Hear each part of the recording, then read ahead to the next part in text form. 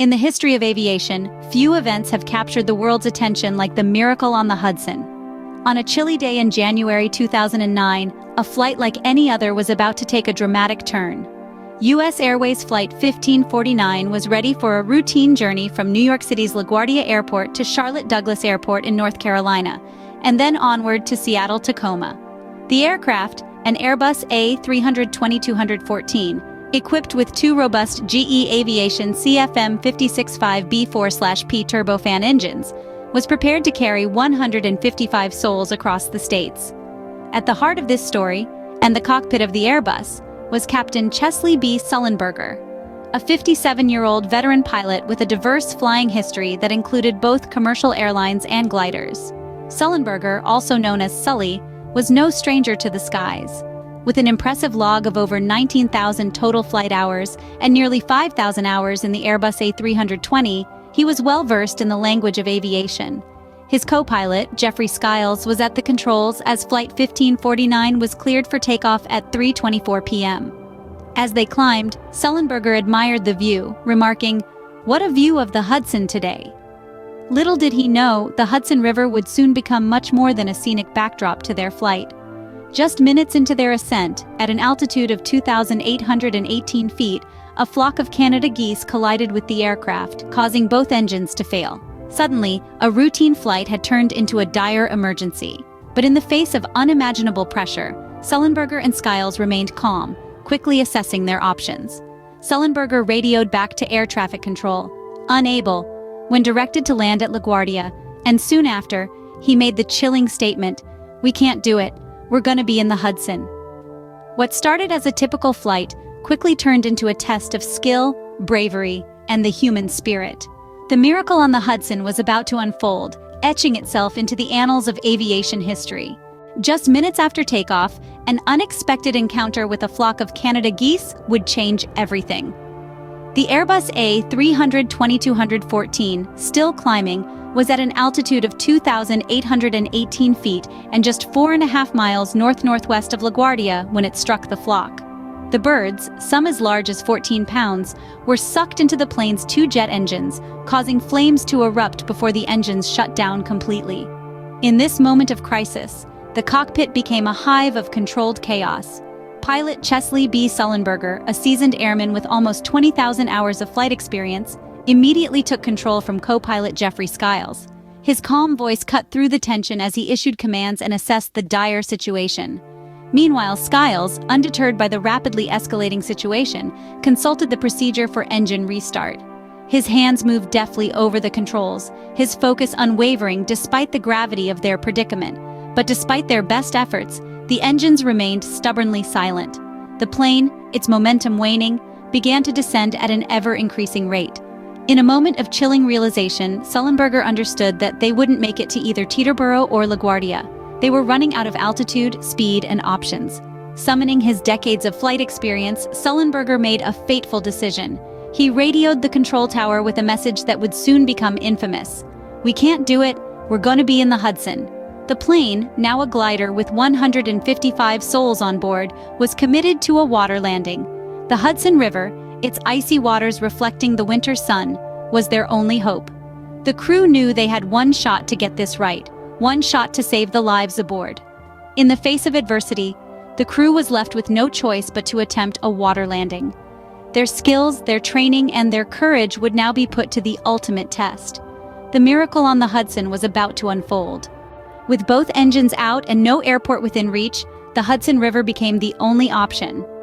Now, this decision wasn't made on a whim, but was a result of years of experience and quick, calculated thinking.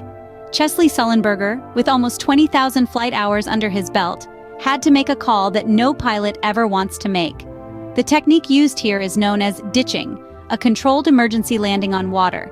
It's something every pilot trains for, but few ever have to execute in real life, especially with a commercial airliner like the Airbus A320. So, how did Sullenberger pull it off? Firstly, he had to maintain the optimal ditching attitude, nose slightly up, wings level. This reduces the risk of cartwheeling, which is when the plane flips over upon hitting the water. Secondly, he had to keep the plane's speed under control. Coming in too fast could result in a catastrophic crash, while too slow, could cause a stall. Sullenberger had to find that sweet spot, known as the best glide speed, where the aircraft travels the furthest with the least loss of altitude. But even the perfect glide speed and attitude wouldn't have mattered if not for one crucial factor: timing.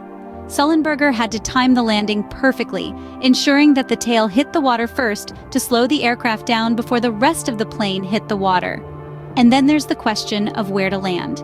The Hudson River, while wide, is still crisscrossed by ferries and other water traffic. Sullenberger had to find a clear stretch of water, avoiding any potential collisions. So the decision to land on the Hudson wasn't just about choosing the closest, largest body of water.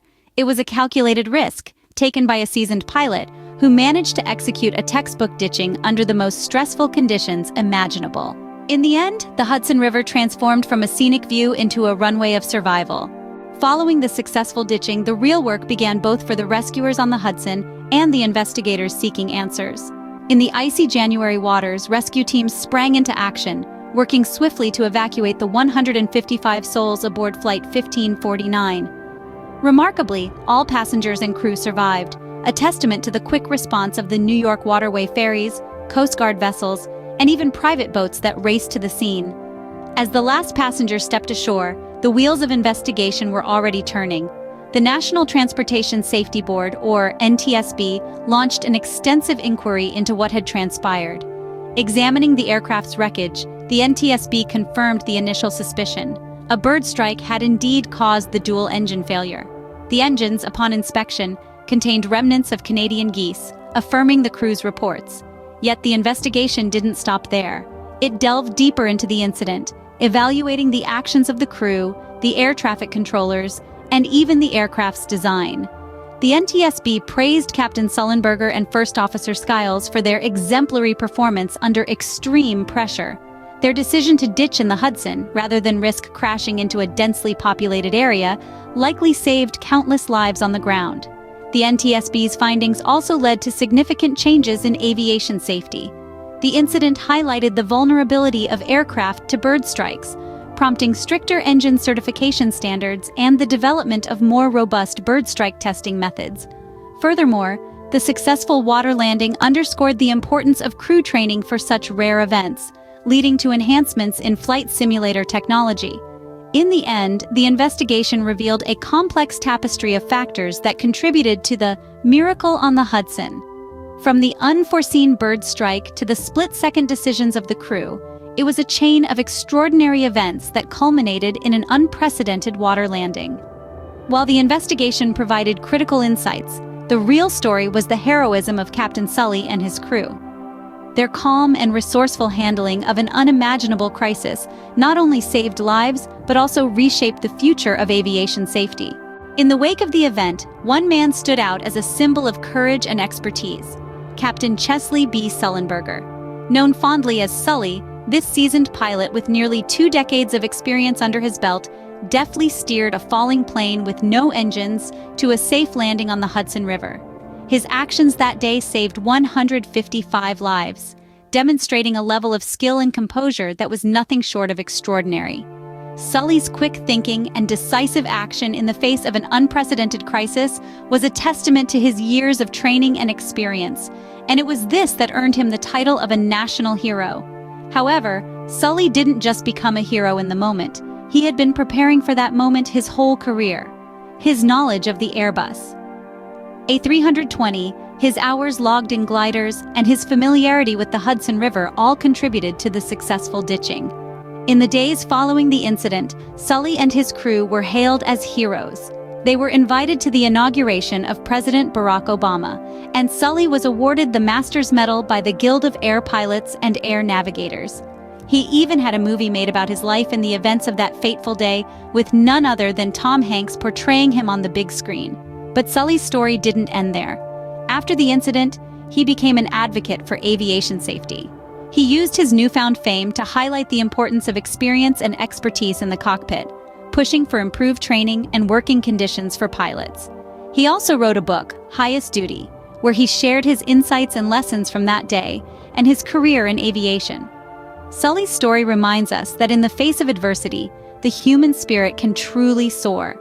He showed us that with the right training, experience, and a calm head, even the most dire situations can be navigated successfully.